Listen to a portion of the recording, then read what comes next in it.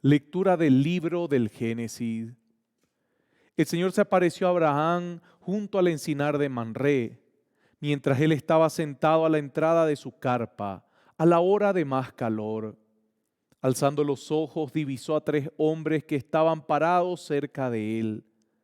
Apenas los vio, corrió a su encuentro desde la entrada de la carpa y se inclinó hasta el suelo diciendo: Señor mío, si quieres hacerme un favor, te ruego que no pases de largo delante de tu servidor. Te ruego que yo me permitas que les traiga un poco de agua, se laven los pies y descansen a la sombra del árbol.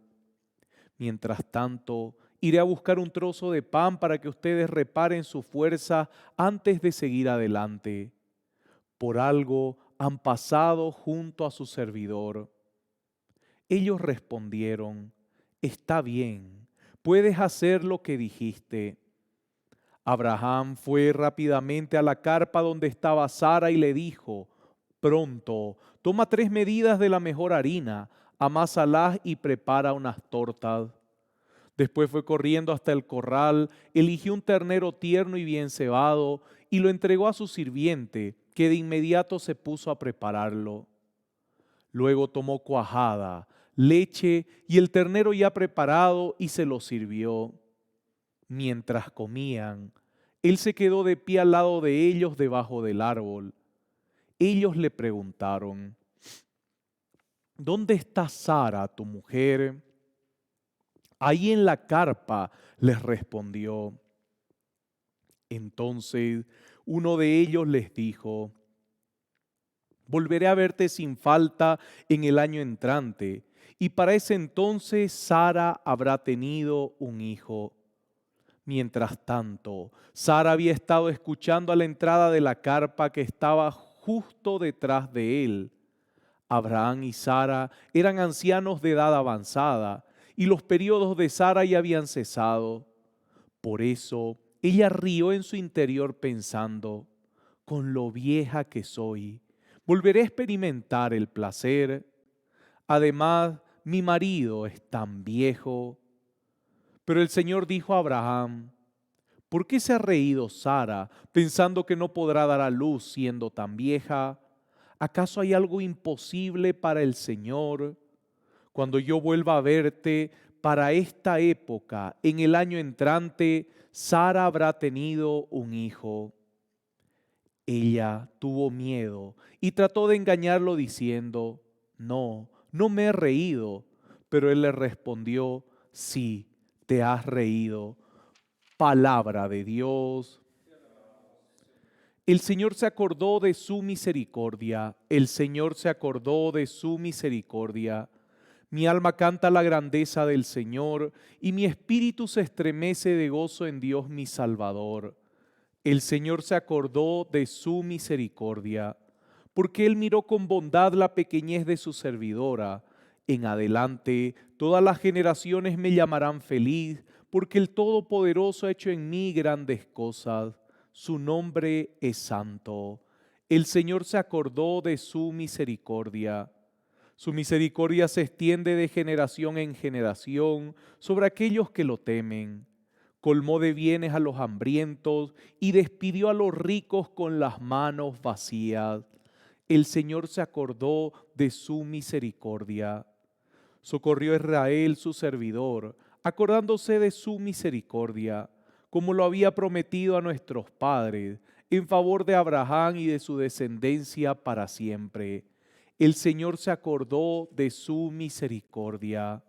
Los invito a ponerse de pie para proclamar el santo evangelio. Aleluya, aleluya, aleluya, aleluya. El Señor esté con ustedes. Lectura del santo evangelio de nuestro Señor Jesucristo según San Mateo. Gloria a ti, Señor. Al entrar en Cafarnaúm, se acercó a Jesús un centurión rogándole: Señor, mi sirviente está en casa enfermo de parálisis y sufre terriblemente. Jesús le dijo: yo mismo iré a sanarlo.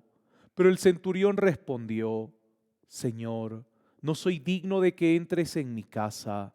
Basta que digas una palabra y mi sirviente se sanará. Porque cuando yo, que no soy más que un oficial subalterno, digo a uno de los soldados que está a mis órdenes, ve, él va, y a otro, ven, y él viene. Y cuando digo a mi sirviente, tienes que hacer esto, él lo hace.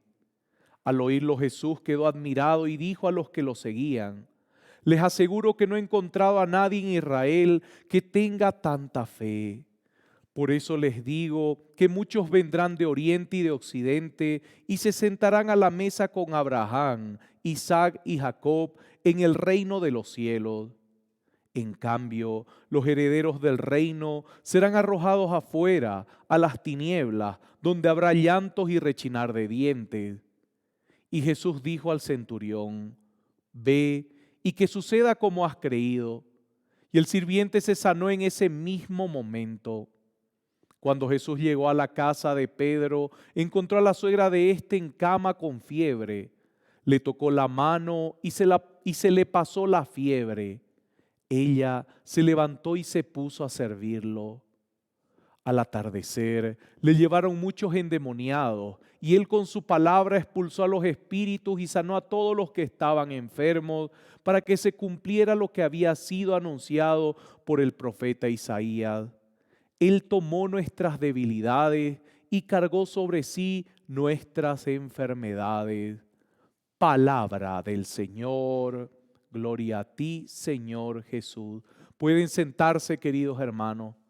En este sábado tenemos la finalización, y cuidado, no estoy hablando del texto, del libro, de la primera lectura, no estoy hablando del fin del Génesis, sino que estoy hablando de la finalización de la obra en Abraham y Sara. ¿Por qué? Recuerde que ya desde el inicio, desde que Dios llama a Abraham, le promete la descendencia, le promete tierras, le promete bienes materiales y él ser bendición para otros. Pero la parte de la descendencia era como la prueba continua de su fe. Abraham no dudó nunca, Sara sí. Sara se rió y vio lógicamente que su cuerpo ya no era el mismo, ya no tenía ni siquiera el deseo, dice la palabra, y todavía vio a su esposo diciendo lo viejo que es.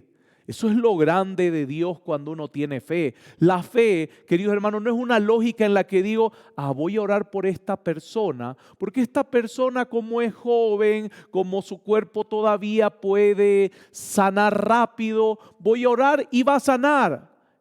Bueno, esta persona es anciana, solo voy a decirle que ánimo porque ya su cuerpo no se va a sanar. Querido hermano, eso es limitarnos a nuestras ideas y a nuestra forma de ver las cosas. Querido hermano, nuestra fe sobrepasa las lógicas, sobrepasa lo común y corriente, sobrepasa lo biológico, sobrepasa incluso lo científico. ¿Por qué?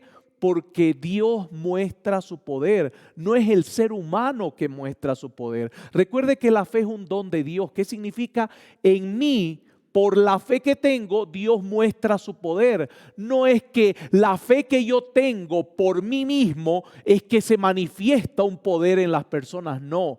Es en mí el don que Dios me ha dado, en mí Dios manifiesta su poder. ¿Por qué? Porque creo que Dios actúa en mí y listo, nada más. No saco conclusiones de muy bien, 1 más 1 igual a 2, entonces esta persona va a salir 2. No, esta persona es 0, no se saca ese tipo de conclusiones. La fe va más allá y por eso es que Abraham es padre de la fe, porque en él nosotros tenemos un ejemplo que confía continuamente en el Señor. Desde que lo llama, que él solamente hace la voluntad de Dios, hasta las manifestaciones que Dios tiene en su vida y la forma como Él responde, por ejemplo, con estos 3 hombres que a Él los llama mi Señor. Queridos hermanos, esa es la fe. Y es por eso que el Evangelio nos está mostrando las sanaciones que Dios hace, primero con el servidor de este soldado romano, exalta la fe de este hombre que ni siquiera es parte del pueblo elegido de Dios. Mire, exalta la fe de este hombre porque este hombre usa otro tipo de lógica, no hace la lógica en la cual muy bien, si yo soy muy viejo no sano, pero si soy joven sí puedo sanar. No, usa otro tipo de lógica, usa la lógica en su vida porque él no entendía la fe de los judíos. Así que, ¿qué es lo que pasa? Él utiliza otro tipo de lógica y es una lógica que está por encima de lo biológico. ¿Por qué? Porque él como un oficial tiene subalternos. Así que dentro de la lógica los subalternos tienen que responder a sus superiores. Mire, es algo que nosotros no vemos, lo mismo son los milagros. Es algo que nosotros no vemos. No es una cuerda con el cual a sus subalternos, a los que están por debajo de él, los jala y ellos vienen. No, sino que es una autoridad.